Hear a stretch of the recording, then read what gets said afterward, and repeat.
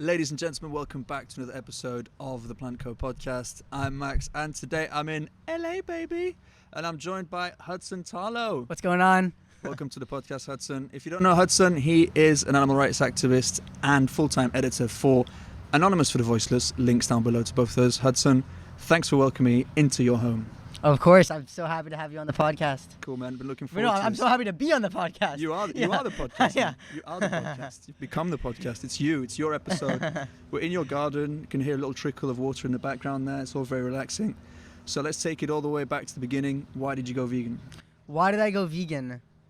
Okay, I got to take a trip down memory lane here. So, Dude, you're 18. There's no, you don't get memory lane. You get like memory 3 steps. So let's see. This was I was raised vegetarian from birth, and what happened was I was raised vegetarian, but for me it was never too big of a deal. Just kind of like the way I was raised, never really thought too much about it because I'd never actually seen any slaughterhouse footage before. I'd never actually seen it with my eyes. So for me it was always just kind of personal choice, diet, didn't really think much of it. And then what happened is in my freshman year of high school, I came across the first seed planted was a Joey Carbstrong outreach conversation. So big shout outs to Joey. Love you, Joey. And so I watched that, and then I started to just take animal rights more seriously. And that first seed of like, actually, man, this is actually a real issue. And then it just made me start to think about veganism. But then I was like, well, I'm vegetarian. That's probably fine. And then as the months went by, I subscribed to Joey, so I was seeing more of his stuff, and then I kept popping up my recommended more videos about veganism, Earthling Ed, James Aspie, all those guys, and eventually the turning point was just one day I came across a YouTube channel of a guy called The Vegan Activist. Okay. His name was like The Vegan Activist on YouTube, and he had hundreds of videos on veganism and on the standard practices of the animal agriculture industry. And basically I just watched his video and then I was hooked. I binge watched all of them, and by the end of that day, by the end of watching all those videos, I'm like, I need to go vegan. Yeah. I have no excuse. And then for around 3 weeks or so, I didn't go vegan, and I knew that it was the moral baseline that I had to do it. And I think I remember even telling one of my friends when he asked me or something. I think I told him I was vegan because I knew it would be so bad not to be vegan. Yeah. But I just didn't because I was lazy, and I was still consuming like a teeny bit of eggs, teeny bit of dairy. But then one day, I remember the day, it was June 9th. I woke up and I was like, you know what? I've made excuses for 2 weeks. I'm just going to do it. I'm going to go vegan and never look back. June 9th, that's your vegan birthday. June 9th, 2017. Wow. So we're pushing 3 years next year then? Yeah. Wow. Yeah, it's been best decision of my life. That's my dad's birthday as well, so happy birthday to my dad. I'll remember that day. Yeah, I'll wish totally. it to you as well. All right, sounds good. So from the moment you went vegan, how long did it take you to become an activist? So it took me around, let me think. So I remember the day I went vegan, I wanted to become an activist because people like Joey and Ed and James, I had seen all those people, and those people who planted the seeds. So even before I was vegan, one of the things that actually inspired me to go vegan was vegan activists. I'm like, man, I want to be like one of those people. I guess the first step I have to take is to go vegan, because they were the people who planted the seeds. So my problem was I just didn't know where to start. I didn't know how to start. I wasn't sure if people would take me seriously because at the time I was 16, and all of these other people are in their 20s and their 30s. So I didn't think that I could start vegan activism as a kid because I'd never seen another person in my age doing it. And then eventually what happened was I just kept trying to find out ways to get involved. I was never too sure. But then eventually a Cuba Truth chapter started up in Los Angeles, in Santa Monica. So I just said, you know what, I got to go to that. I wasn't sure what to expect. I just seen these people on the internet wearing masks. Were you the youngest person there? Yeah, I got there, I believe. Yeah, I was the youngest person there. And I wasn't sure what to expect. I got there, I just saw people wearing some masks, and I'm like, all right. It's quite intimidating, Yeah. isn't it, the first time you see that? Yeah. And you're like, why am I here? Should I be here? Yeah. Am I right for this? The self-doubt is really there. Totally. But people definitely took you seriously, because if those of you don't follow Hudson, at Hudson Tarlow, you got Instagram, you're on Facebook, you're on TikTok, you're everywhere, YouTube, and people are taking you serious. You've got quite a big following now, especially through Instagram. And it's great to see that at your age, you've kind of people do respect you and people are taking you seriously? Like, how did you overcome that? So for me, what it really was, I feel like I didn't even have to overcome anything. I just had to overcome the fear that people would not take me seriously, because that once I overcame that, after I went to my first cube of truth, basically what happened was I went to my first cube of truth and I thought, okay, for sure, maybe I'm just gonna have to observe. Maybe I'll stand in the cube. They're not gonna let me do outreach. But I got there. They're like, hey, we need some people on outreach. Do you want to do outreach? And I'm like, sure. And then Bring it on. Yeah. So and then that really opened my mind. Like, wow, these people don't care about my age at all. All they care is that I care about the animals. I'm here to be a vegan activist, to speak for animal liberation. And once I got past that fear of people not taking me seriously, and once I realized that this movement transcends all ages, all religious, political backgrounds, anything. We just come here for the animals. And once I got past that, I was like, man, you know what? All that matters is that I care about this movement. And that was the only thing I had to overcome. And once I got past that mindset shift, then I realized how it doesn't matter what age I am, people are going to Do you remember your first conversation? I do remember my first conversation. How did that go? My first couple cubes, I was lecturing and just preaching, just stating the truth bombs, and I realized that people weren't feeling emotionally engaged in my conversations. They would say like, "Oh yeah, thank you for talking to me. This is really inspiring. I'm gonna look more into it," but I could feel that it wasn't genuine. And the reason why I could feel that is because when you just tell someone stuff, they're never gonna. It's never gonna be as powerful as if they come up with it themselves. And they're gonna tune out easier. Kind of like if you're in a lecture and you're just hearing if from some professor talk for 20 minutes, you're kind of gonna zone out. You're not gonna listen as much as compared to if someone is like if the professor is talking to you, asking you questions, then you're gonna take it more seriously, and then you're gonna have to always have your mind. You're gonna have to always be on your toes, and so what I realized is that I then ended up just watching more people like Earthling Edge, Joey, and realized how they're asking questions. And what I realized is that what's a lot more powerful is to ask questions, because that gets the other person to think about it. If you just say animal exploitation is wrong and you can't justify it, then the other person is just like, well, okay. Yeah, it is. So what? Now what? Now Yeah. what do you do? If you ask them, hey, what are your thoughts on animal exploitation? Like how do you think we can justify sending animals to slaughterhouses? Then it gets the conversation open. Oh, well, I think, they might say, hey, I don't think there is a justification. But oftentimes they'll be like, hey, well, I like the taste. It's convenient. And then you can really get into the things that are preventing them from going vegan a lot easier. Yeah, you do see those conversations seem to always go down the same routes. And you seem to always have these same ideas that pop up. People are going to talk to you about, it tastes good, but what difference can I make? But this and but that. But how have you seen it, for example, how quickly that you went vegan? First of all, it was like you went vegan, you're an activist, boom, you're on social media, you're making videos and all that stuff. And how comfortable do you feel like recording those conversations with people during, for example, your cubes of truth?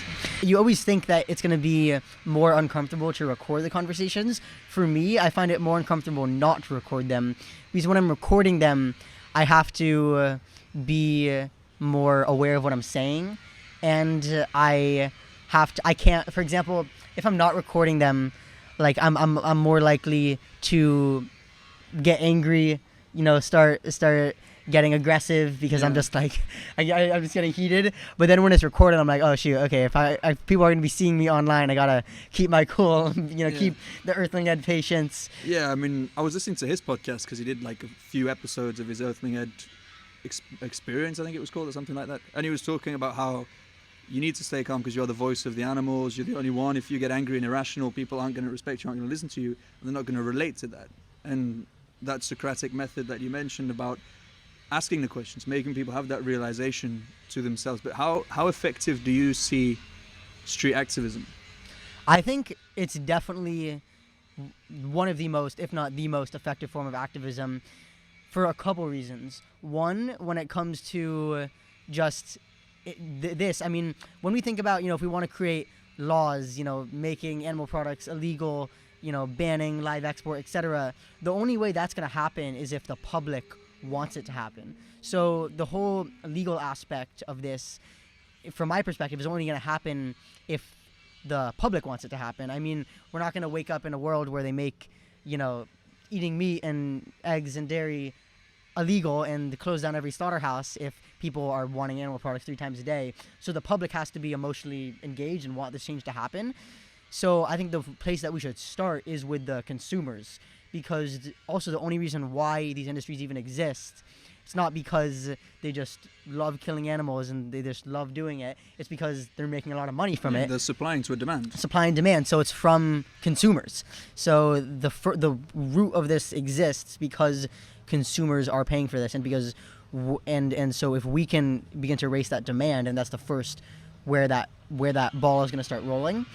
And then also the thing I really like about street activism and Cubes of Truth is how other forms of activism, in my experience, get me really emotionally down and emotionally drained. When if you go to a vigil and you see these animals covered in their own waste, traveling days without water, dying, you hear them screaming. That's not gonna get you excited. That's not gonna get you happy at the end of the day. You're gonna leave that probably even feeling worse about the world and about veganism.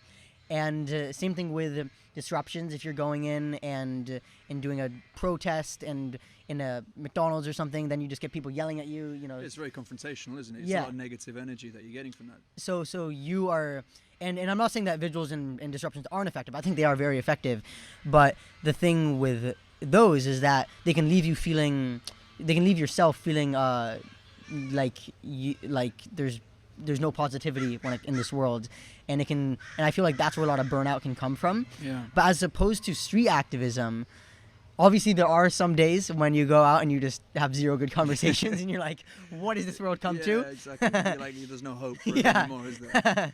The majority of the time when you do this, people are really open, people are really receptive. Some nights you'll go out and you'll have 10 good conversations in a row and you're like, man, this is so amazing. You leave that night feeling so recharged. You're like, I can't wait to go make a video. I can't wait to go to my next street activism event.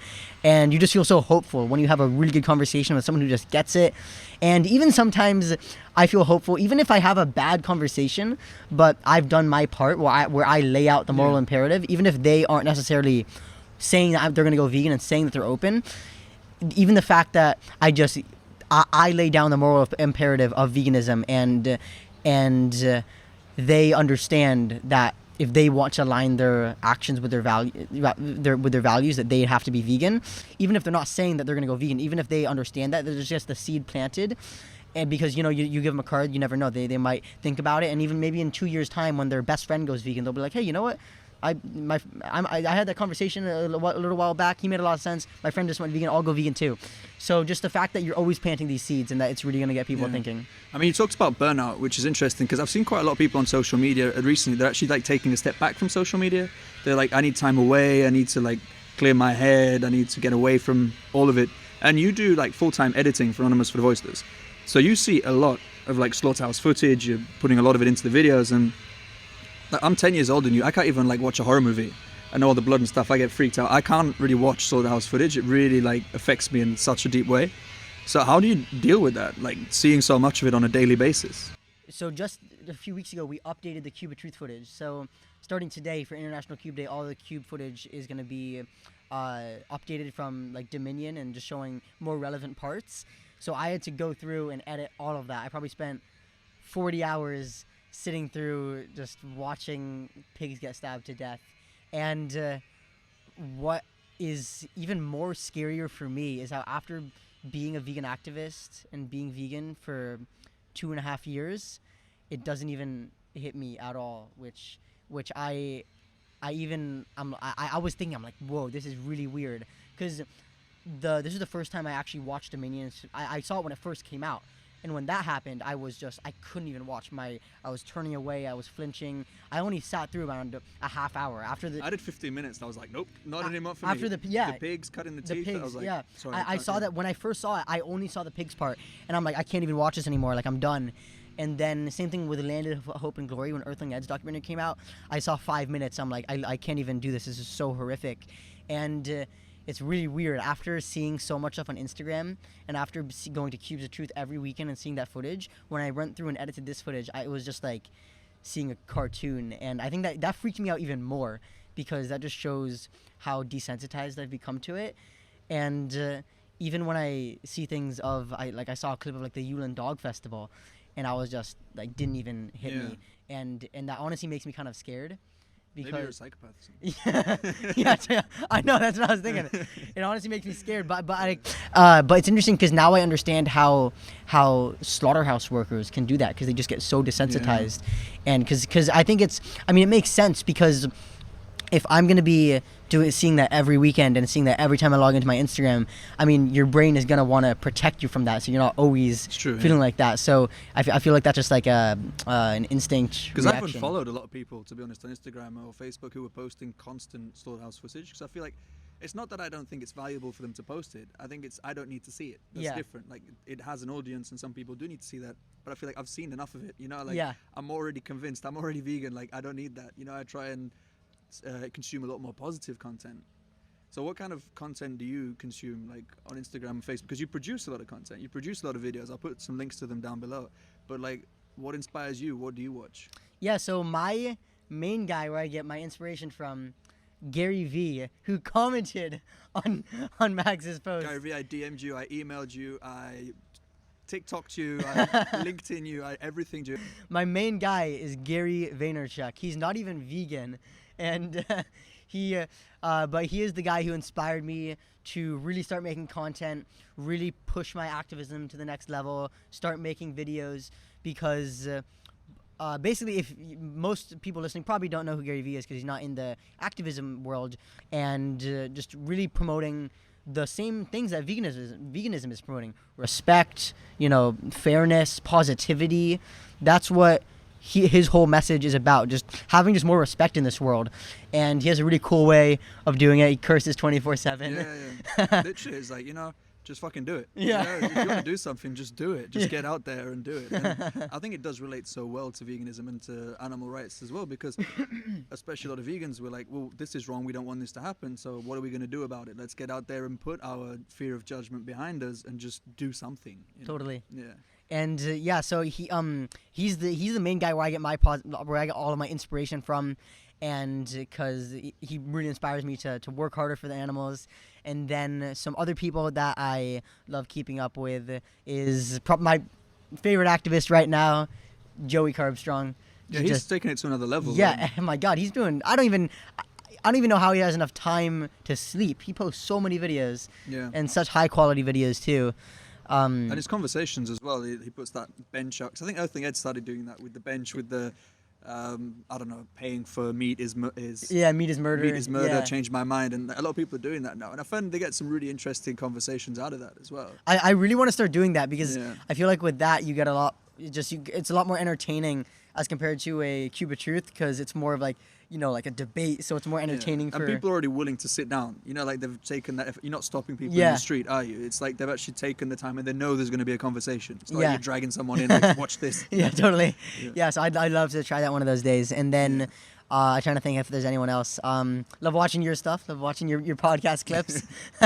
Yeah, I try and keep them entertaining. So. And you definitely add more humor to it, which is cool. Yeah, I think there's a lot of power in humor, and I mean, was it like last month you did a video with Jake, the cheesy vegan, and obviously Marcus, the recovering carnist, and you, obviously the three of you together. Actually, I've had all three of you on my podcast now. Oh, no way. Yeah, that's a win. That's awesome. It's like collecting Pokemon cards. Got the full set. So, and you guys made one very entertaining video about like why you're no longer vegan. Oh, yeah. And you got a lot of criticism for using humor in some of the comments. Most people loved it. But do you find humor can be used in animal rights?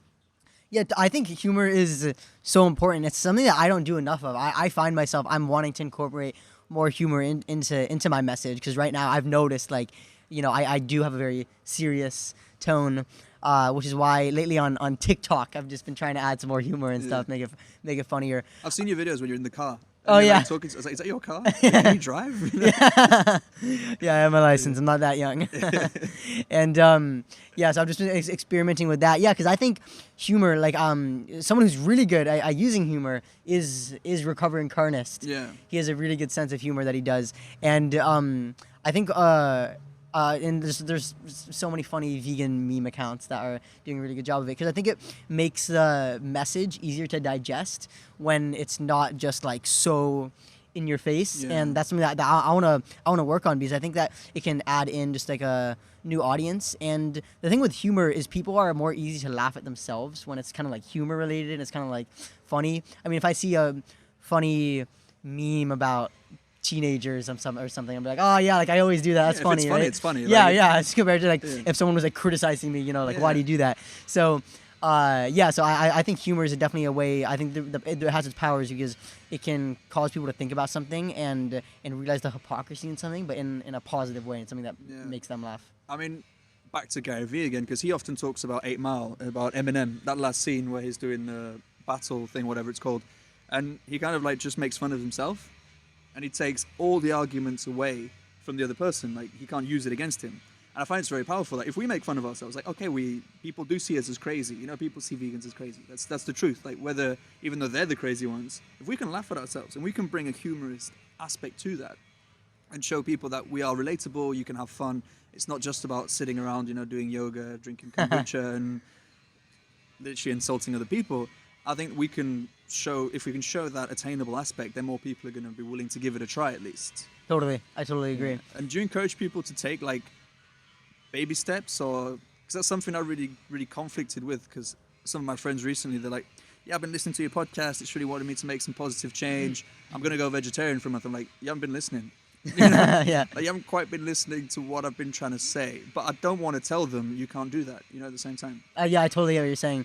For me, so when it comes down to, so do I think we should be promoting baby steps? I think we should be promoting a clear vegan message, because the reason why I think veganism is growing slower, why it's not as big as it should be and as it will be in the future, is because we haven't been promoting it as veganism. We've been promoting it as this trend, as this diet, something you can try, and maybe not intentionally, but because of the fact that we're saying, hey, try veganism, try it for a day, see how you feel. It's really fun. It's, eat great tasting food. It comes across as this sort of diet, as a trend, and we would never do that with any other injustice.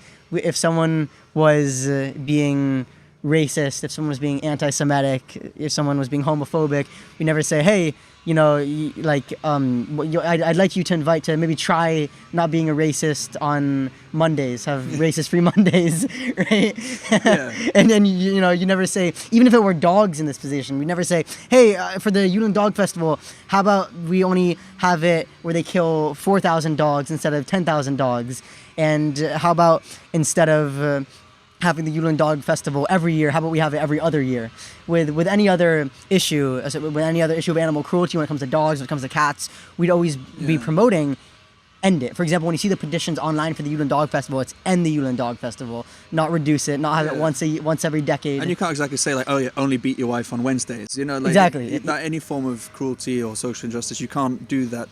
It only works, I find, when you're only applying this to the environmental aspect or to the health aspect. Like the reducing aspect can make sense, but once you bring in the animal cruelty, there's no middle line, is there? There's no reducing, it just isn't enough. Totally. Yeah, exactly. Because with your health, you're the only person being harmed, and with the environment, it's not as. For example, you can still be very environmentally aware and eat a teeny bit of animal products, and in fact, you can still go hunting, you can still go fishing. That's actually even more friendly than going to Carl's Jr. and buying a plastic wrapped, Beyond Burger. If you were to go out and hunt your own food in the forests. Yeah. So, but then when it comes to, when people say, because I do get messages, people are saying, hey, I love your content, I'm deciding to eat less animal products and go towards veganism, or when people are saying, hey, I'm now vegetarian, I'm never gonna say, screw you, what kind of person do you think you are? Yeah.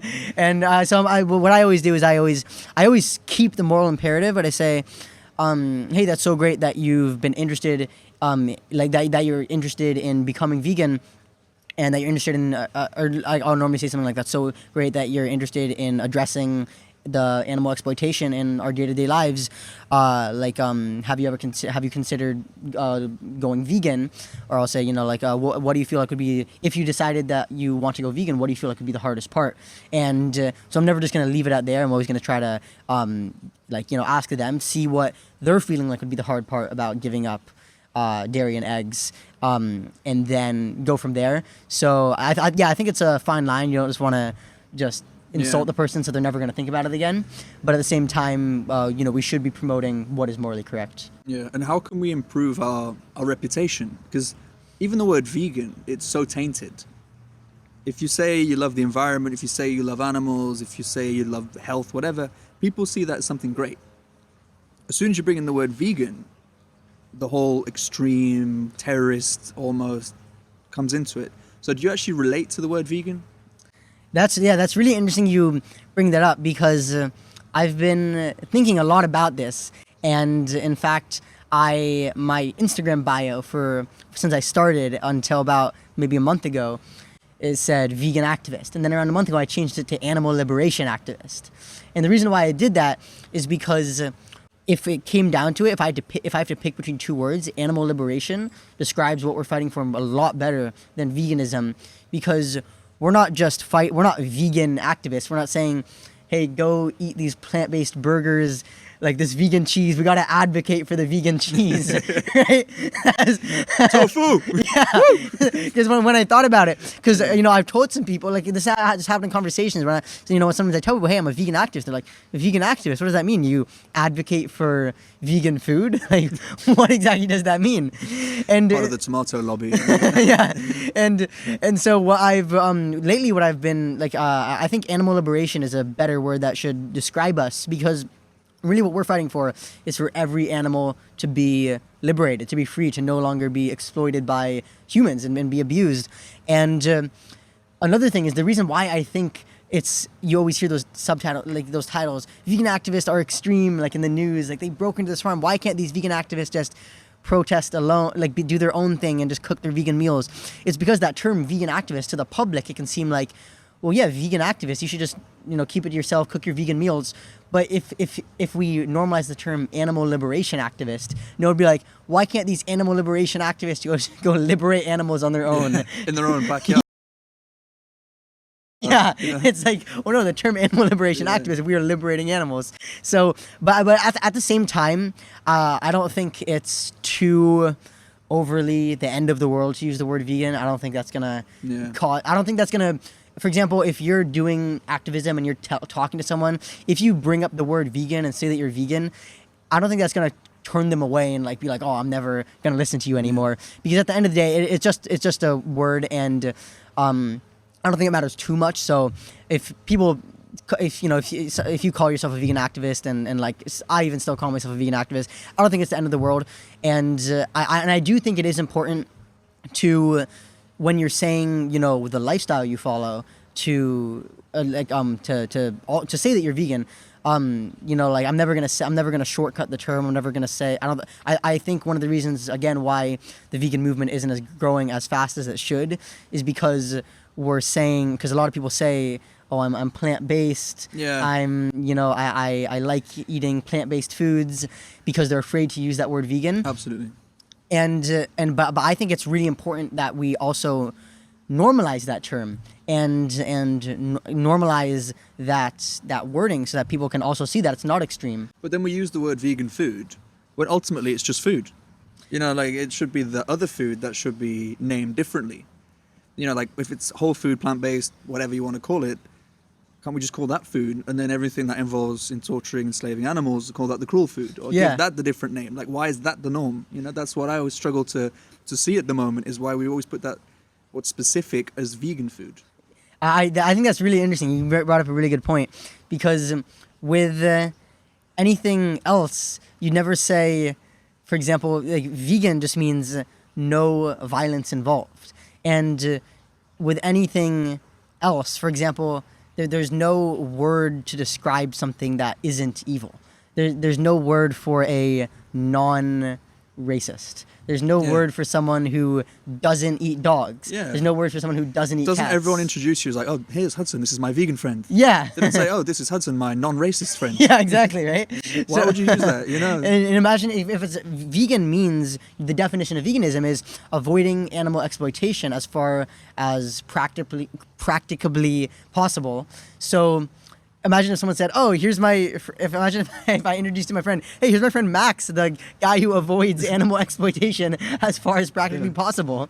Yeah, it'd be horrible. Like, yeah, this is Hudson. He's just a homophobe on Wednesdays. It's Yeah. absolutely fine the rest of the time. You know, it's like it makes no sense why we use those terms. Yeah. But the question that's important, like, if we actually achieve animal liberation, what would we do with all the cows? This is the classic one, right? Yeah. Yeah. So the you know, obviously these animals are only being bred into existence by us. So then we just buy it less. The farmer's going to breed less into existence, and eventually we'll just get to the point when there's no demand. So therefore, they're not breeding any into existence. And even with that, though, that's a great benefit that's going to happen. But even still, that shouldn't be a justification to torture them, because humans, we've overpopulated. Exactly, We're yeah. so overpopulated, and think about all the stray dogs and stray Yeah. cats and all these animals. You know, there's so many animals and dog, like, and it's, you'd never, for example, with humans, you know, we've overpopulated. It's actually estimated that we're gonna get, I think, like 14 billion people by 2050, and when we just hit like 1 billion in the 1800s, I'm pretty sure. We've been around for 100,000 years, so we've way overpopulated, and nobody's saying, "Oh man, we really got to start killing Start these humans." exploiting these humans. Yeah, exactly. Yeah. It's crazy how we do that. So when you started your activism, you were still in high school. Yeah, and I actually am still in high school this year. I'm just homeschooling, senior year. Oh, no way. Okay, so you're still in high school. So how did that go for you? When obviously you put yourself out there, you're making content, you got quite a big following. We're on like 17K now on Instagram. Is it Yeah, something like that? 19, yeah. 19K. Congrats. Thanks. And how did the other people in school see you? So for me, I've always been that kid who just does his own thing. I've never had a strong friend group or anything. And for me, I was first really worried about becoming a vegan activist, because I was thinking, what are these people going to think of me? They might think that I'm super weird, and they're going to make fun of me and all of that. They must have done it. So here's the thing. It happened, but it stopped very, very quickly. And whenever like someone knew, like found out and would try to do it, it would stop very quickly, because what happened was I realized that. So once I actually started doing activism, I became so passionate about it. I became so passionate about getting in front of the camera, making videos, that when people saw that, first of all, not many people felt comfortable criticizing me, because I was so confident in doing it. And I'm like, you know, this is like what I do. I'm a vegan activist. You know, I was so passionate about it. And but it did happen sometimes. But it stopped after the first time, because people would be like, "Oh, like I saw your Instagram. What in the world are you doing? You're a vegan activist? That's so weird." And then I'd just be like, "Oh yeah, I'm a vegan activist. Like, did you follow my page? Like, you should follow. I got a YouTube too. Like, you know, tell your friends. You know, I'd love to have you follow it, comment on all my stuff. You know, like promote veganism. Like, if you ever have any questions about it, just hit me up." And so then it never appeared as something like, "Oh, I'm gonna get this kid. I'm gonna bully him about veganism, about his You've got to be a bit of a activism." dick to like criticize and get on at someone who's actually trying to do something good. Yeah. But then it's high school. Like 10 years ago, when I was 17, 18, I would have made fun of you, just because that's what you do when you're 17. Anyone who tries to do something good or you're even a little bit jealous of, you just make fun of them. That's just what you do as a 17, 18-year-old. Yeah, and it totally happened. Like, it definitely happened. But the thing is, for example, it never appeared as something to repeatedly do, because it was really boring for people. Because when people would come up to me and say, "Oh, like, you know, like, what are you doing? Like, that's the weirdest thing ever. I saw your Instagram." I'd be like, "Oh no, like, it's awesome what I do. Like, I'm out there, I'm saving the lives of animals." Yeah. And then it sort of made them look like a fool, because I was just so, like, didn't even hit me at all. If I had said, like, "What, you found my Instagram? Don't tell anybody. Nobody can know about that." Then they'd be like, "Oh, I'm gonna tell everybody about this. We gotta get this kid now." But because I always was like just loving having people share about it, and it never appeared as something to bully someone about. The way I look at it is kind of like the reason why people bully the kid who's, you know, bad at basketball and bad at baseball, and the not popular kid is because that person is, like, you know, tends to be they're going to be more insecure about that, right? Because you're never going to go up to the kid who's the star of the football team and start bullying him because he's super confident. He's going to be like, what are you talking about?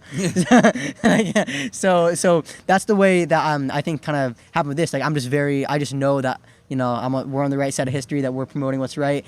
And so then very quickly, I think people saw that, and people saw, like, there's no way I'm going to win against. I love the confidence aspect of that, because I find when you start creating content, when you start an Instagram page, you start a YouTube channel, whatever, we're so shy about it. You know, you don't want to tell anyone about it. Whereas that should be the moment where you're telling everyone, because you need that exposure. You need people to give you positive or negative feedback on it.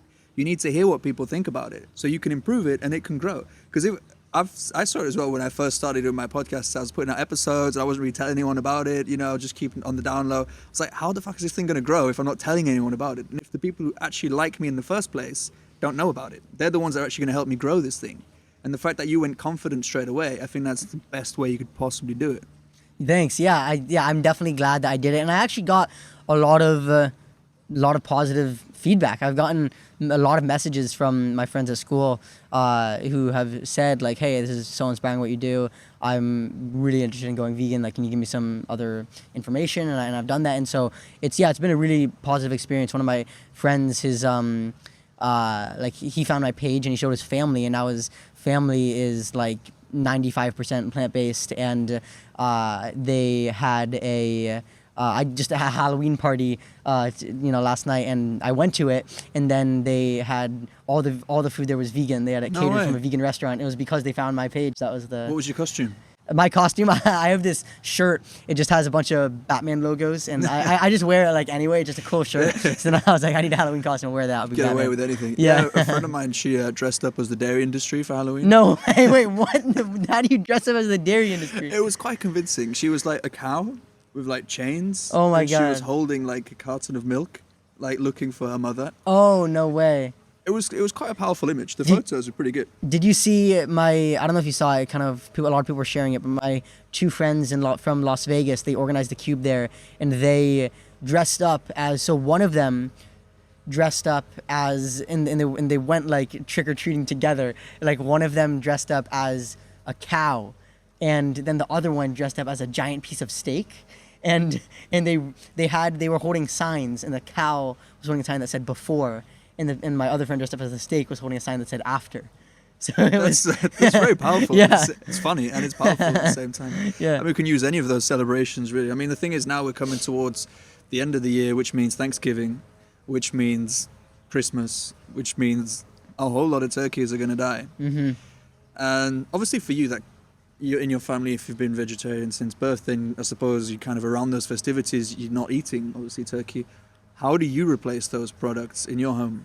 Yeah, so for us, it's always been we still do, now that I'm vegan, it's tofurkey. We've always done that. Have you had tofurkey? I've never even tried it. Oh, you've never tried it? Yeah. It is so good. Yeah, it's the best.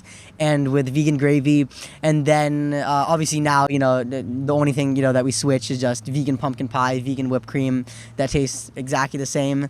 And whenever we because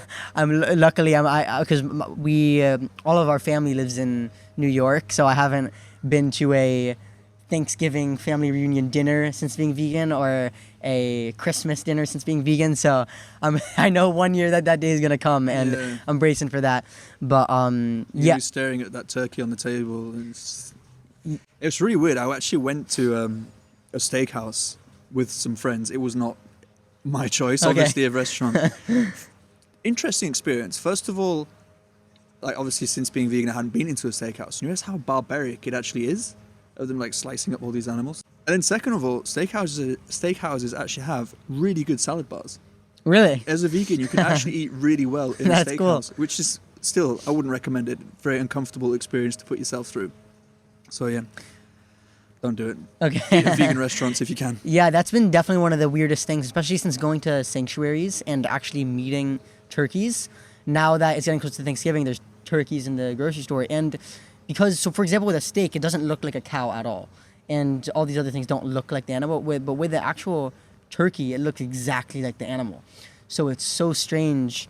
And it has the same name. Yeah. Yeah, it's so strange going from actually meeting the individual and holding them and feeling their heartbeat, and then seeing them fried and sitting on a supermarket shelf, and just it's crazy. It's like waking up in a nightmare, seeing just dozens of people come through and just put it in the carts, and seeing a price tag for $10 that animal's life is reduced to. Yeah, and you don't realize that it is an animal because we're so desensitized. I mean, especially now we all live in big cities, you don't know what an animal even looks like. You don't even think this was a living being. Yeah. This used to breathe, used to eat, used to have a family, used to, communicate. We'd completely dissociate from food. And I feel like people are slowly making that connection. It's about time. And especially recently, Game Changers came out that's encouraging a lot of people to try a plant-based diet because they don't really talk about animals in it. But I feel like whatever works, whatever gets people going in the right direction. When did you start doing full-time editing for Anonymous for the Voiceless? I just started actually recently. In September was my first month. So Your first job?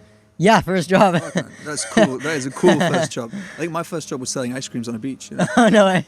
Not even vegan ice creams. So. Is that in France? Yeah, that was in the south of France. Yeah. Dressed as a pirate. It was just a right moment at the right time. What happened was, at the Week of Truth, if you remember how the founders, Paul and Asal, they were there and they were filming Outreach.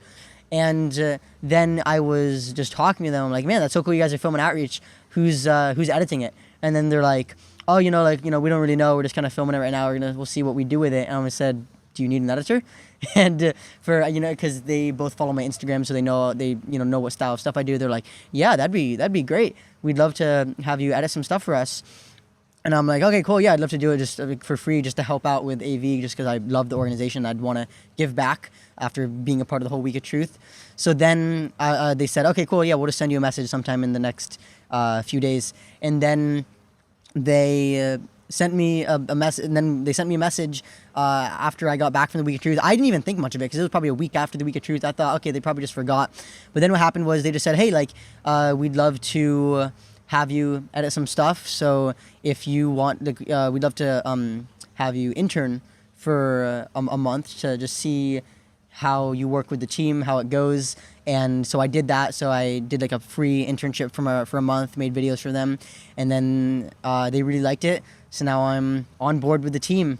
That's awesome, man. Such a great team as well. I mean, Paul and Asal, it's crazy how AV's grown in 2-3 years Yeah, now? 3 years. 3 years, it's insane. That was so many chapters all over the world. I was even seeing something on Instagram, there's one in Uganda. Yeah, I know, right? You got it, that was sick. Yeah. There's some in Taiwan and China and stuff. Yeah, it's crazy how it's grown. And AV gets criticism from some people, but at the same time, I think it's a great way for people to get a step in the door of activism and, find people that you can relate with, that you can talk with, and that you can actually make positive change with as well. I totally agree. Yeah. How long does it take you to edit one of these videos? It really depends, sometimes if I just, the longest part is actually finding what parts I'm going to edit. Having to go through all the footage because there's half of the conversations aren't worth using, and then other conversations that are worth using, there's a lot of dead parts. So just finding, and then even the good parts, a lot of the times there's somebody standing in the way of the camera. Yeah. So there's just a lot of that. That by far takes the longest part. So it just really depends. But then once I have the clip, then it's pretty quick. I just have to throw on the subtitles and just put in the top graphic. And then also we're gonna be doing a lot more YouTube stuff. So we just set up the YouTube a few days ago. Just got on board with making the YouTube videos. Oh, nice. So we're gonna what we're actually doing is we're launching this thing called AVTV, where outreachers activists at Cubes can email us the footage, and then I'll edit it and we'll put it up on the YouTube. Ah, cool, yeah. Just to show, because there's right now you the only way to really get featured is if, known as if you're Earthling Ed or one of those type of guys. So it'll be a way to give more people a voice and inspire more people, just get more different approaches on how to do outreach. You should get drones. Yeah. That'd be so cool. Because it's true, there's always someone walking by. Oh, that'd be so someone funny. standing right in front. That'd be so funny, yeah. I find that with because obviously you set up the camera a little bit far away, then you've got your lapel microphone, and then the sound quality, you've always got noise going on, then there's always that one idiot that just totally walks by. And yeah. I saw you're in Paul's lectures recently. Right. You're standing in the background. Yeah, I know. I'm just like hanging out. Yeah, that was Yeah. so funny. Oh my god. Yeah, I didn't know they were filming, and I was editing that. I'm like, I don't even want to use this clip, but Well, if it's good, it's good. yeah. And yeah, it's been but it's been super great. It's been super cool so far, and I've been just learning a lot more Yeah. stuff. I mean, what would you say to the people who feel a bit self-conscious about, obviously they're going to the cubes, they're going on a weekly basis, whatever, and they want to start recording those conversations, and now you've given that platform to share it as well. Like, what could you say to those people who want to set out there and record that content? And because people feel self-conscious about it, they feel like I'm kind of promoting myself. It's all about the animals. It's not about me. What would you say to those people? Yeah, so there definitely is. I see a lot of that saying, man, these vegan activists who record their outreach, who make videos, who do podcasts, like they're putting their face on it when it should be about the animals. I know a lot of people were giving, for example, James Aspie. He recently did an investigation at a slaughterhouse, and people didn't like how he was, like the photo was him looking at the pigs, and then people got super triggered saying how you shouldn't be in that photo because it's just about the animals. And I really understand where that comes from, because obviously this is about the animals. This isn't about us. The thing that I think is the most important to think of is what's effective. And people really connect with a personality. The thing that, with the reason why you'd watch anyone, any YouTube video is because you like the personality. It's for example, Gary Vee. People don't just watch him because of the information. If it was just a blog that would where he never showed his face. I watch him drive around Brooklyn going to garage sales. Trash talk. Yeah, I wouldn't watch anyone else do that. Mug life, yeah. Because it's him, I do it. Yeah. So it's true and it's relatable, because there are tens of thousands of pictures of pigs in slaughterhouses. Mm-hmm. But the fact that, okay, it is James Aspie, and people do say we shouldn't be idolizing activists, but if that image with him in it becomes effective and a lot more people see it, then why not? Yeah, exactly. And there's also, for example, when my 2 cents on that is that a lot of people also don't like how when people like Earthling Ed announce that they're going to be at the vigils, and then the cube, and then the cubes get like 100-person turnout just because of them and not necessarily because of the animals. But whatever works. I mean, Exactly. Because, like, for example, another example, James Aspie. The LA Vigil, the biggest one that I've ever been to was the one when James Aspie was at, and half the reason was just because people wanted to meet James Aspie. And I think by all means that's fine, because people need some extra motivation. Because for a lot of people, if it's just seeing pigs get sent to slaughter, they're like, I can't do that. That's just too traumatic. But then they see, hey, well, James Aspie's going to be there. All right, well, hey, I've been watching him for 3 years. Maybe that's just a good motivation for me to get me to go and bear witness to those pigs, because then I can, meet James Aspie. So. Yeah, I mean, whatever works, I say. I mean, even in Gary Rofsky, in one of his speeches, he talks about that he'd take money from McDonald's to help animals. Like he said that in one of his videos. Like, why not? Whatever's effective. We have obviously a moral baseline, but then you got to do what you got to do. Yeah, I totally agree. I think that's the most important thing. Mm-hmm. So, and James Aspie's been a huge inspiration for me to get into activism. I mean, even though activism-wise I haven't done that much, I was at the Week of Truth, obviously mainly through the podcast and stuff like that, but I want to give a voice to the activists as well and hear the stories and inspire more people to get involved as well. Totally. So what would you say to people who want to get involved in activism? Well, I would say, let's see, if someone wants to get involved in activism, my best piece of advice would be and the thing that has really helped me, and I'm still working on this myself, but is just not just getting silent in your mind and not valuing the outside opinions. And that means the negative and also even the positive sometimes, because this is something that I've really learned when it comes to like making social media content and just doing activism. When it comes to the negative, obviously you just have to silence that, because that's gonna I feel like is the one thing that's holding people back. I feel like the main thing that I see holding people back from doing activism is that the fear of other people's opinions. What is their mom gonna say? What are their best friends gonna say? What's the girl they like? What are they gonna think when they get involved in activism? All that stuff. And then if you really just silence all of that and just say, what are the animals gonna think? And the animals need me. Then I think that's the key to really get yourself to get more involved in activism, because a lot of people are I see and even myself sometimes, the hate comments, even when every once in a while I'll get 50 amazing comments and then one comment of a guy saying, fuck you, go kill yourself, and then it's and then it's like, it's so sad though. Yeah. It's so sad that someone would take the time to consume your content and then take the time to literally shit on you as well. Yeah. It's like, get a life. If you don't like it, move on. Do something exactly. else. And even, sometimes, I'll even see that and I'm like, oh, like, man, like, did I say something wrong? But then I always take a step back. I'm like, all right, you know what? Let me just silence all these outside opinions and let me just focus on what we need to be doing, because the animals, they need us to just be, hyper focused. And also, when it comes to the, even like I'd also say, sometimes something that I've noticed, with I'm always trying to, I'm always trying to look for new ways to advocate for the animals, and even if my video gets like a lot of positive feedback, I'm always like trying to think like, hey, what can I do to, help the animals even more, and I think also the main thing is like you said with that negativity, like I think that's something that I just remembered is that the best way I think to silence those outside opinions is to really think about that. Like, how sad must their life be if you say that, if you tell your best friend, if you tell someone who's close to you, or if you just post about it on Instagram that you're going to an activist event and someone comments saying, go eat some bacon, like, how sad must these people, how sad must their life be? We're not even, this doesn't even apply to veganism, but just anything. You're showing that you have an interest in something, and then they're gonna take the time to steer you away from your passion, and they're gonna try to hold you down and not let you follow your passion. I mean, because the same people that, if you're experiencing when the friends around you are making fun of you for wanting to be a vegan activist, like, if your friends are making fun of you for wanting to be a vegan activist, then chances are they're going to make fun of you if you start going to the gym, if you want to learn how to play a new instrument or a sport, because they're probably negative, and it's probably deep down they wish that they could be out there talking to people on the streets. Yeah. What do you like doing on your downtime when you're not, like, obviously schooling, when you're not doing your outreach, when you're not editing videos and all that stuff? What do you like to do to, like, on your time off, if you have any?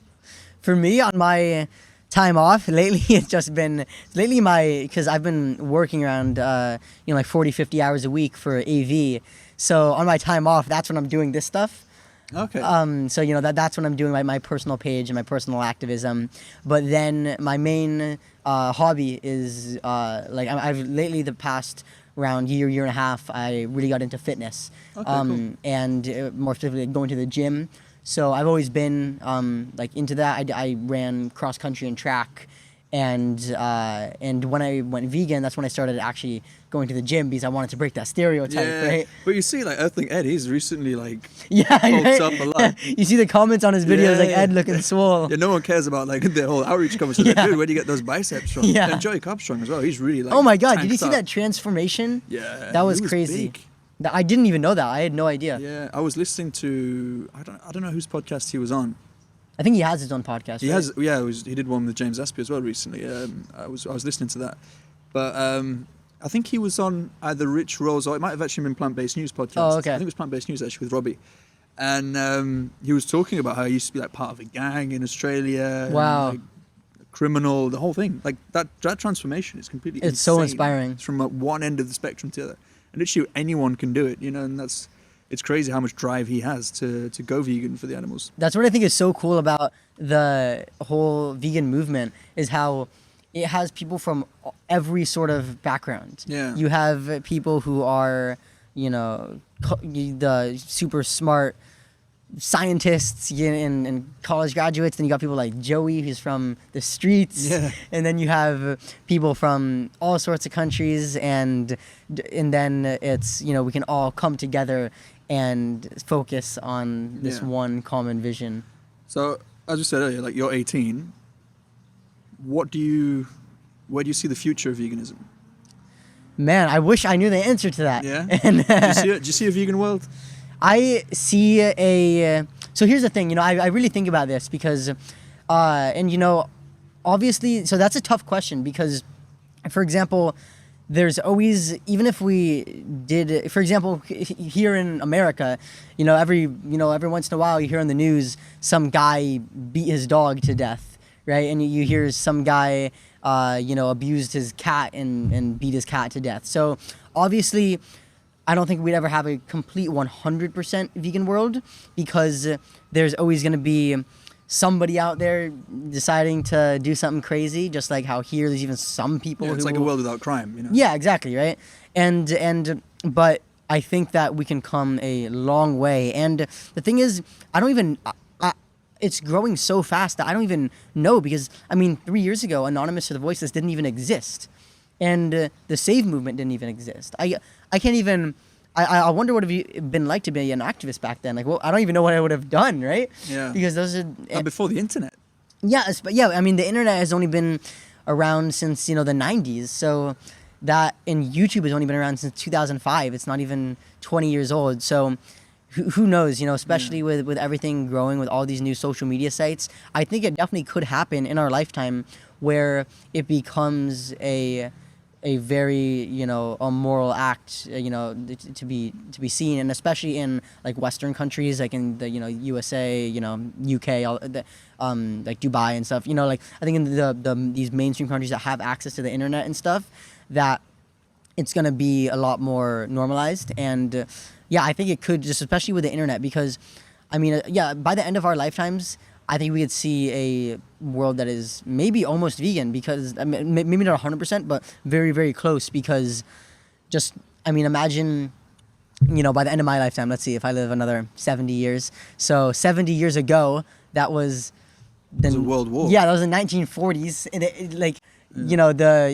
the world has changed so much. So. Even the word vegan didn't exist then. So. Yeah, literally 70 years ago, was the Holocaust was going on. So, and look how far we've come when it comes to treating humans. So, I think we definitely could see a world where animals have their rights. And it's almost going to become a necessity as well, isn't it? If you look at just the environmental aspects of it and the resources and how we use animal agriculture and the amount of water and grain and everything that we use is, like you said earlier, we're trying to feed a growing population. Easiest way to do that, stop animal agriculture. Exactly. So, I think we need that necessity as well, because we're humans, we're lazy. If it's not necessary, we usually don't do it. Mm-hmm. So hopefully we'll get to that point very soon. I think, I think that it definitely might come to the fact where we have a vegan world, not because we eradicate speciesism, but just because we're not going to have another glass of water to drink unless we stop giving all this water to the cows and feeding all the grain to them. I think people are starting to realize that aspect of it more than the animal aspect. I find like people really struggle with that speciesist, first of all, to say that word, because it's a hard word to say. Yeah. And then the actual reality of it, people are so comfortable loving dogs. But then to admit that a dog, a pig, a cow, a chicken, and a turkey deserve to live, a lot of people struggle with that. How do you get through to them? Yeah, so I think that it definitely is... It comes down to a couple of things. So when it comes to people struggling and getting through, so the first thing I want to say is that there's no magic formula to get everybody to understand speciesism, to get everybody to understand veganism. You're not going to learn some trick that's going to convince everyone to go vegan. The huge majority of the time, it comes down to if they're going to be open or not. So obviously, you don't just want to go up and yell at the person. but really, I'd say that when it comes to helping people make the connection, I do exactly what you said. I just ask them a question. What do you feel like is the difference, if any, between a dog and a cow that justifies harming one and not the other? And that's really all the question I pose, because then it just comes down to them, if they're going to be open or not. And obviously we can keep going back and forth. But I think something that is really key to remember is how I think the strength, the more what I've realized is that the skill and outreach, from my perspective, is more about learning when to get out of bad conversations and get into the good conversations, right, rather than trying to convince that one person and just hammering them, because then you're just wasting your time. Because what I found is that sometimes I'll be in a conversation that lasts for 30 minutes and we're just getting nowhere, and it would have been much more effective for me to go on to other conversations, because while I'm talking to this one person, there's other people walking by and no one's going up to them, so they're just walking away. and those people could have been super open and wanting to go vegan, but then because But how do you end that one conversation where that guy has every argument? Yeah. You know, like is literally nitpicking every word that you say. How do you get out of that conversation? It's tough. It's tough. You know, sometimes you do find yourself Yeah. getting sucked into that loop where you're in it for 25 minutes. And they're literally just trolling you in person. Yeah. So normally what I do is I'll sometimes what I even do is I go into a conversation and on my watch I set a timer for 10 minutes, and then I'll get a little like dinging sound. I'll get my watch will vibrate when it's over the 10 minutes. So then I know, okay, if this conversation isn't good by now, I need to get out. And that's something that I found good because you tend to lose track of time. That's a really good tip, actually. Yeah. So because if the conversation is good, hey, I'll stay in it. But if it's bad, then I'll just say, like, well, hey, it was, you know, obviously, you know, we have two different points of view here. And in the thing I'll usually leave them with is, you know, it was great talking to you. The one thing I'll leave you with is that after this, if you decide not to be vegan, your actions are going to be supporting what's on the screen right here. So I can't make you not be okay with that. But if you're okay with supporting this cruelty, then so be it. And I'll leave them with that, because that's the reality, that's the truth, and that's all we can do. We can only just tell people what their actions are going to do, and if they want to change, they can change. Yeah. So that's normally how I'll end it. It's a powerful way out of it. And it's similar on social media as well, isn't it? You have the people who are going to, like we said earlier, come into your comments and say negative things. Do you entertain them? Do you reply? I love replying to them. For me, I love it feeds my soul to reply to Yeah, people. no, totally. I love replying to them. When I see a troll comment, oftentimes it's just like, yes. Time to have It gives some you great fun. content as well. Yeah, doesn't it? yeah, totally.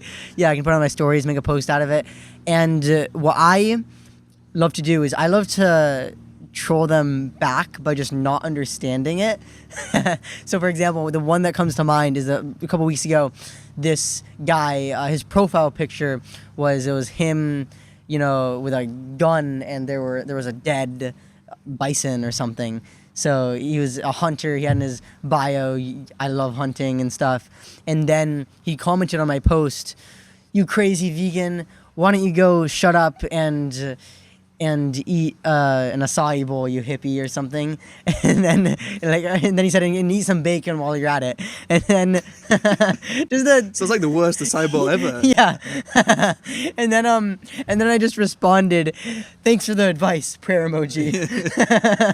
Yeah, I mean, some of them is like, why would you even take the time to write that comment? I mean, hunters do feel very threatened by veganism, don't they? Because they feel like we're attacking them at their heart and at their soul. But I feel like most vegans aren't even focusing on that. Like, we'll get to that when we get there. Right now, we're focusing more on animal agriculture and all of the horrible stuff that goes on there. Yeah.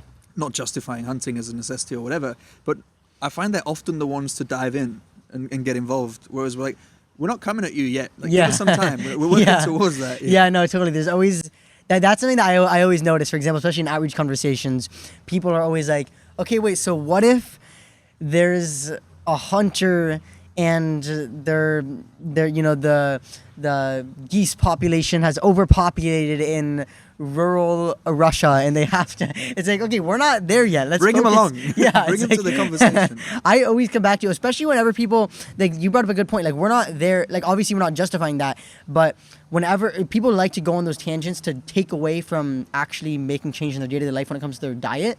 So at Cubes of Truth, whenever people ask me, okay, well, what about, you know, testing for cancer research? What about, there's this one farm I've been to in Japan where they treat the animals super nicely, They all have and silk bed sheets. yeah, and they just euthanize them. Yeah. I always bring it back to, okay, is that what you're paying for 3 times a day? Yeah. And so that before we start talking about this, before we start talking about backyard eggs, before we start talking about People any of always this, bring up the backyard eggs, or you have your own cow and milk your own cow. But what Yeah. if I have this garden and I build like a little bridge over a river Yeah. for my chickens? Like, bitch, you live in a studio Yeah. in like the middle of a massive city. Like, Yeah. that's not the eggs you're consuming. Exactly. Yeah, I think it's obviously we're not justifying that, but I always like to just bring it back to this. Yeah. Like, I was just talking with a guy at a cube. I was doing a cube in Boston a few weeks ago, and he was from India, and he was saying, you know, in India we do this, we do that, we do that. We treat them so nicely, and I'm like, okay, well, you live in America. How long have you lived in America? And he's like, 17 years. I'm like, okay, so you've lived here for 17 years. So are you against the treatment of cows here? And are you against how they slaughter cows here? And he's like, yes. I'm like, so what are you going to do differently? And then he's like, and then he just kept going, oh, in India, and I just kept having to bring it back. There, yeah. Yeah, like so that's what I always think is key, to not let people, because it's easy to get sucked into those tangents of these rare 1% cases. But it's like Christmas and Thanksgiving. That's 2 days in the year. But we're very quick to draw to that. Be like, oh, but what about Christmas? Like, that's 1 day in the year. You've got 364 other days where you can genuinely make a positive change. Yeah, exactly. Focus on them days, not that one where you can't. But that's human nature, isn't and it? after you focus on those 364 days, then you'll find the will to be vegan on Christmas. After you know, like if you're truly convinced that all of that you're gonna go vegan. I mean, like, you've never met a vegan who's like, oh, you know, I'm vegan, but you know, once a year I just go to the rodeo. Because like, if you're gonna commit to ditching all animal products, you know, and all, then you'll get rid of the rest automatically. So it's that's what I found. That's why I think it's important to just focus on the main ones, the majority of the time. Because we always put those boundaries. I think it's just human nature. We always focus on what we can't do instead of what we can do. And if, even when it comes to whatever it be, like creating a video or putting out food or whatever, making food, cooking at home, focus on what you can do. A lot of people say, I can't cook. Well, I can't cook either. Yeah. But I can like boil pasta, you know, put some sauce on it. Doesn't have to have animal products in it. Simple, easy. Exactly. Do that, you know, do what you can do. Yeah. And just need to encourage people to go in that direction. Yeah, I don't know how to cook a single meal other than I just microwave a bunch of meals, and that's pretty much it. I don't do any fancy cooking or anything, because it's always something people say. But what I found is it's kind of like the saying, when there's a will, there's a way. If you are convinced that you have to be vegan, you're gonna find out how. Even if you hate cooking, even if you hate vegan food, you're gonna find out how. But people say microwaves are really bad for you, though. Yeah, they probably are, which is why I'm not vegan for health. Yeah, exactly. I'm vegan for the animals. Yeah, but I get that a lot as well, with the Beyond Meat burgers, the Impossible burgers. But no one eats that to be healthy. You don't eat a burger to be healthy. You never did, never will do. It's not part of the diet plan if you're on a diet. You know, like, if you're eating those products, it's because you want to eat something filthy, literally. There was just, I don't know if you saw, but Joe Rogan was doing a podcast, and he was saying how these vegans are crazy because if you look at the Impossible Burger, it's super unhealthy, has all these unhealthy ingredients. And I left a comment on that video. I said, Joe, nobody has ever gone through a Burger King drive-thru with the expectation of ordering a healthy meal. Yeah, it's part of the keto diet. Yeah. Like, nobody has ever gone through a Burger King drive-thru to order the Impossible Burger. Because, I mean, it's a fast food vegan burger. It's not supposed to be a health food. It's not some black bean burger. There's a huge misconception, isn't there, around why we do it. Mm-hmm. And the animal aspect seems to be removed way too often. People think it is literally just for health. Even if a lot of people do get into it through health, a lot of people do get into it through that plant-based diet. But in reality, when you stay vegan, it's for the animals. Exactly. That's it. Because, you could even you can totally justify not being vegan if it was just about the health, because the only person you're harming is yourself. And even if you do decide one night, I'm just going to go out and just eat a giant steak and milkshake, well, then if you eat clean for 5 days after, then you'll feel better again if you just go back on the whole food plant-based diet. So you can always justify. There's no moral weight to it. And no one's denying that you can't build muscle eating meat. Like, no one's denying that. Yeah. No one's denying that you can't be healthy by consuming a certain amount of animal products. No one's denying that. We've done it for a long time. But then we live in a world where you have so many possibilities. You have so many options. Why would you choose the cruel ones when you don't have to? Totally. It's that simple, I find, when it does come to veganism. Mm-hmm. But do you think you can actually be like a full-time activist, like as a career? Like, I mean, I don't want to say career because that means, like, I don't know, profiting from it. But I mean, living as a vegan activist, at least. I've really thought about that, and right now I really think I'd rather just stay working for Anonymous for the Voiceless and do that, because the thing with anything else, because the only other way to make money would be if you set up a Patreon, you do donations. And the thing with that is, for example, that's so, because like, what if all of a sudden you just like, you know, your content gets old, people get sick of you. The thing is, no one wants to pay for content these days. Yeah, and I mean, like, I totally agree, because the thing is with that, and especially, well, you know, what I've really thought about is, and this is with Ryuji Peace by Vegan, the reason why he also does editing work for a sanctuary.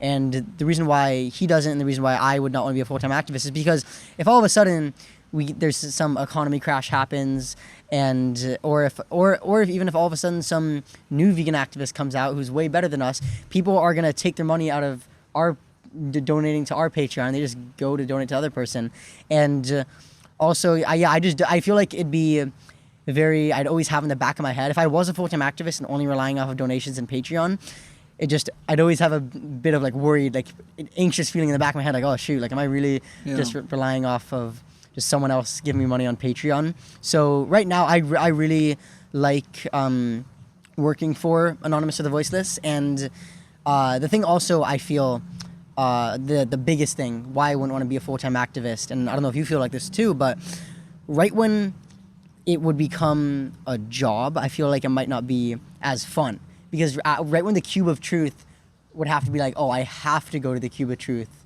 for my work, and or else, like I have to go to this vigil, I have to go give this speech somewhere, and just to pay my checks, as compared to I want to do this to help animals, then I feel like I might not be as effective, because... And that's when that self-promotion thing kind of comes back, because that's your living, that's how you feed yourself, how you pay your bills.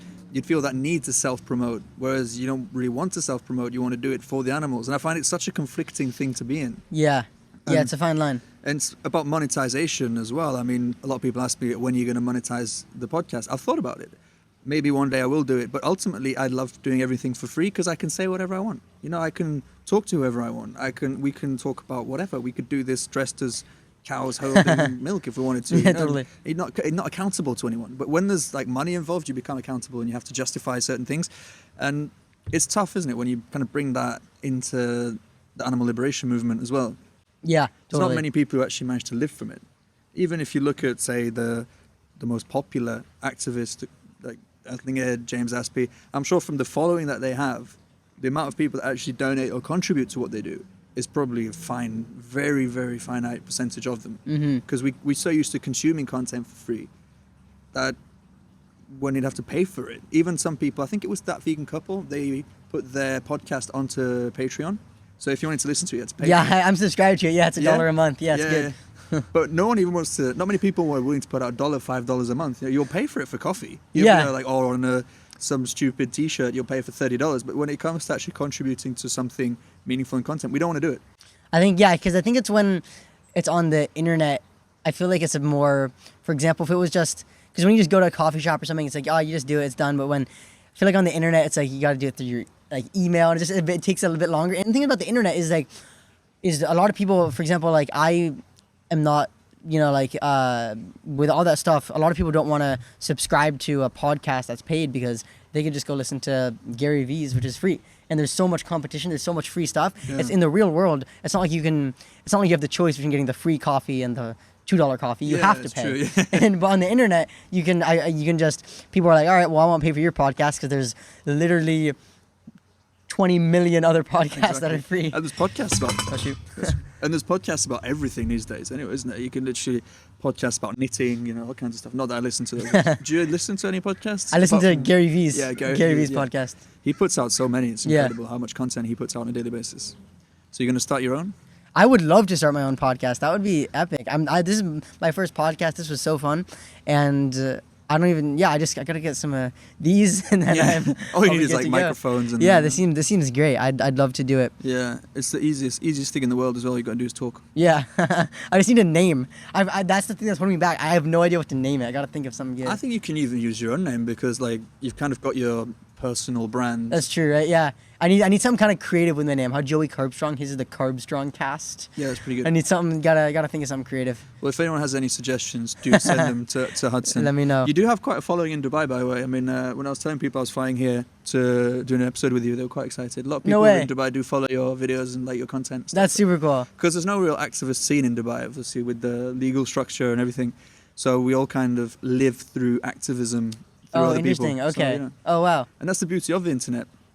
Just two people like us from completely different worlds can sit down and talk and then broadcast a message that'll be listened to in, I think at the moment, 42 different countries or something like that. That's incredible. Yeah. Wow. Yeah. That's so cool. Yeah, it's exciting. So before I wrap this up, because we've been talking for God knows how long now, if you could say one thing to all of the 18-year-olds out there that aren't vegan, but then again, they want to live a full life. They want to live a happy life. They don't want to miss out on anything. What would you say to them? What I would say is not even if you're 18, it can be any age. What the one thing I'd say that I realized when I went vegan, and I think is the biggest misconception, and something that I've been really thinking about a lot lately, is how going vegan isn't about changing who you are. It's about reverting back to who you've always been and becoming who you are. Because I think, especially with a lot of young people, like people my age, they look at veganism as like, oh my God, I'm going to change my whole lifestyle. I'm going to leave the social norm and I'm going to be one of those weird nerds who's vegan, one of those weird hippies. And that has nothing to do with changing anything about who you are. And that's really what I found, is that because all veganism means is that you don't pay for animals to be exploited and harmed for needless products. And that's something that none of us believe that. If any of us saw animal cruelty, we'd all immediately try to stop it. We're all against that. And but we've been conditioned out of that when it comes to the clothing we wear and the foods we purchase, the products we buy that are tested on animals. We've been conditioned out of that to think that it's normalized. But so when you go vegan, it's not about changing who you are. It's just about really becoming who you are, because for the first time ever, you're actually living in alignment with your values. You just stop living. Being vegan means you just stop living this accidental life that society has programmed into you. You start living on purpose. You start to actually have a meaning. You stop following the pack. So that's what that's what my message that I would have for people my age, because people my age tend to think of ourselves as free thinking and just this is kind of the age when people start going off to college and when people start start thinking more for themselves and want to and start questioning what's going on. And because of that, that's why I'd invite you to go vegan, because it just has to do with becoming who you are. Man, I wish I was as wise as you when I was 18. I think I was trying to think earlier what I was doing when I was 18. And I think it just generally involved more illegal substances and alcohol. I wasn't doing anything good for this planet. Oh my God. So I think it's positive as well for anyone who's not quite where you are. You can get there. You can get there and you will become vegan. And also, as I did mention earlier, Hudson Tarlow, at Hudson Tarlow, Instagram, Facebook, TikTok. Actually, a few words about TikTok. Oh, okay, yeah. Let's talk about TikTok, yeah, actually, let's do it. and talk about that. Because, I mean, obviously we talked about Gary Vee quite a lot in his podcast. He's been talking about TikTok so much. I can't use it. Like, I find it is completely, out of my reach. First of all, when I open it, I feel a bit like a paedophile. Because, everyone is so young. Yeah, totally. I feel like it's kind of below my age group right now. Like, how can we use it? Yeah, so TikTok is insane. So I just got on it, and I've had one video get 60,000 views and another one get 45,000 views, and then my third most viewed is at 25,000. So it's insane. I'm doing better on TikTok than I am on Instagram, and I only have 300 followers on TikTok. Whoa. It's insane. It's just because the app is so new. I'm the only vegan activist on TikTok. So I have no competition. Yeah. On Instagram, I got, there's Joey, Ed, James, there's you, there's everybody making Instagram content. So it's if I make a really good thing, people aren't going to be as gravitated towards it just because it gets drowned out in their feed. The crazy thing about TikTok is, it's so new. So, but it's a totally different approach than Instagram. TikTok is all kids my age and even younger, so it's a lot more basically all the videos on TikTok are just about it's just lip syncing. Yeah, it's lip syncing to music, and then people just talking about how much they hate their ex-girlfriend and stuff. Or I'm your type, Yeah, it's just about it's just I just dating can see videos myself for kids. doing that video, And so because of that, it's a lot more in your face. You can be a lot more just spitting truth bombs, because on Instagram it's more of a mature audience. You got to construct on how you're going to do it, but TikTok it's all kids. So I noticed when I made my really thoughtful explaining what veganism is, the way I do it in outreach conversation or the way I do it on Instagram, it got no views because these kids are just these 9-year-olds eating bacon sandwiches. They're just not gonna watch. But my video that got 60,000 views, I was at the grocery store and just pull out my phone. I'm like, people say, oh, veganism is extreme. If there's anything extreme, it's eating animal products. It's not being vegan because you're paying for innocent animals to be stabbed to death. And that's something I would never say on Instagram, never say in an outreach conversation. Yeah. And then I got 60,000 views because people, because the thing is about with kids is there's so much less conditioning. There's so much less outside influence from society that has like made them think that slaughterhouses are normal, that you can just be a lot more direct. You don't have to beat around the bush. You don't have to use these euphemisms. You can just straight up say you're a hypocrite if you eat animal products, and that's the video is gonna get shared because because a lot of people, it's just more I guess kids are more open, right? Probably, yeah. And but you know, so I've been really experimenting what's been going, like how to do TikTok, and so I feel like I'm still learning, you know, what the most effective approach is. Then I did some ones where I was more thoughtful and I kind of changed up the message, and that videos did well. So I'm just experimenting with what works. So right now I don't know yet, but TikTok is definitely, if you're watching this right now, you got to get on TikTok. It's so funny. It's really just a way to, you can just kind of let off steam. Yeah, the only thing I figured out is that you can make people have big heads, and that's about all I got. Yeah. And, I haven't even figured that out yet. I realized that I was just putting exactly the same content on TikTok as on Instagram, and it was like no one gives a shit. You know, like exactly it's totally the same different, square same format, and no one's watching it. So I need to figure that one out. No, I've noticed that too. My videos were just getting like 50 views when I was just doing the Instagram ones. So now I've been actually making TikTok native content. Yeah, I mean, I find we're moving into a more vertical video content format. Even if you look at Instagram now, everyone posts it as square. Yeah. So like this, obviously, when you record it, it's in a landscape mode. But then everyone's making into a square, including myself, into like a square video to take up more space. But I feel like there's so much more demand for that vertical now, and that's what TikTok is. So I'm almost considering like flipping my cameras and recording everything vertical. You know? That's so funny you said that. Yeah, because I was just basically I was just a few days ago at a friend's house, and they were having like a Halloween party, and then there was another guy who was a friend of theirs, and he's a full-time content creator, like a photographer and videographer for freelance. And I was talking with him about what I do and stuff, and basically he said how nowadays 90% of the content he records is he has his camera like this. He has a special tripod that holds his camera like this, and he said that that's the future.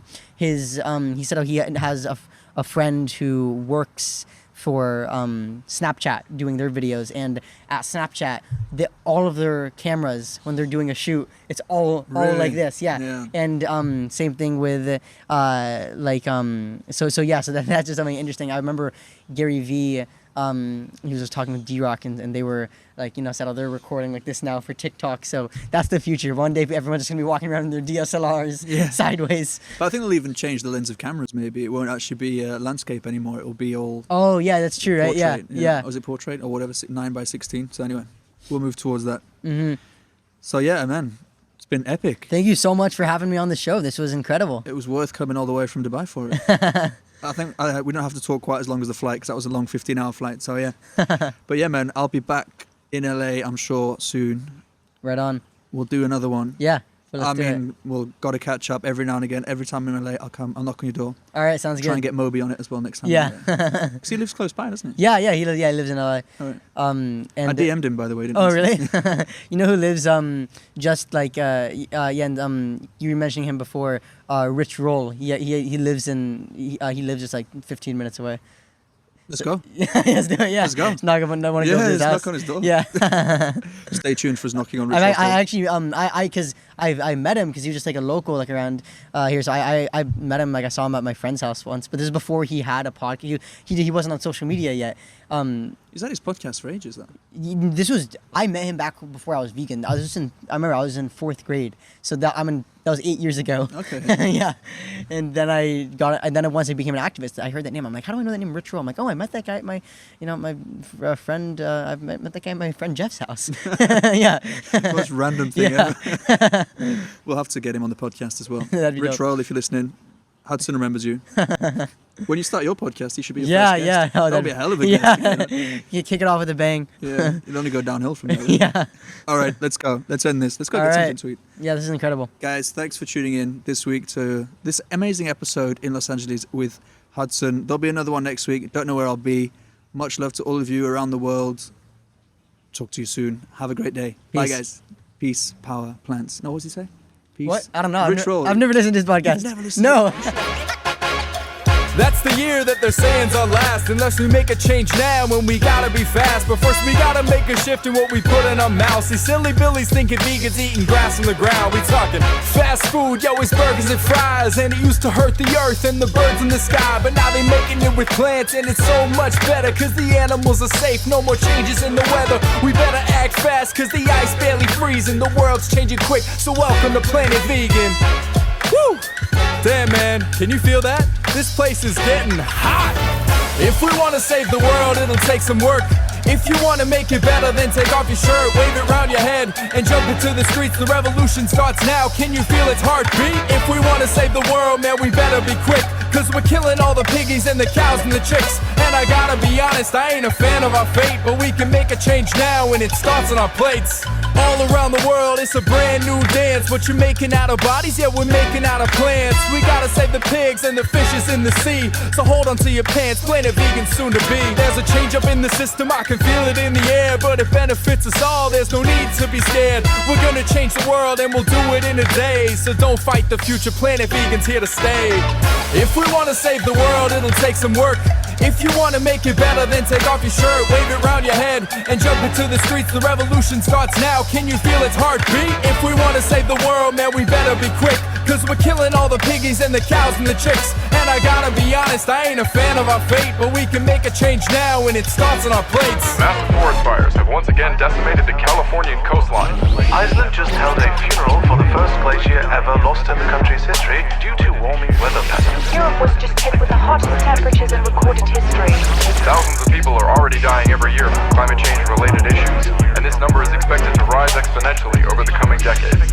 Okay, this apocalyptic nightmare's about to be real. Forest fires, oceans flooding, let it fill you with fear. A billion refugees running across the borders in pain, and they're drowning while you're saying you're refusing to change. Slaughterhouses filled with bodies and they're letting out screams, but you're saying it's a lie, that it's only a dream. Let me tell you something, man, the nightmare is real, and you're paying for it daily with your supersized meal.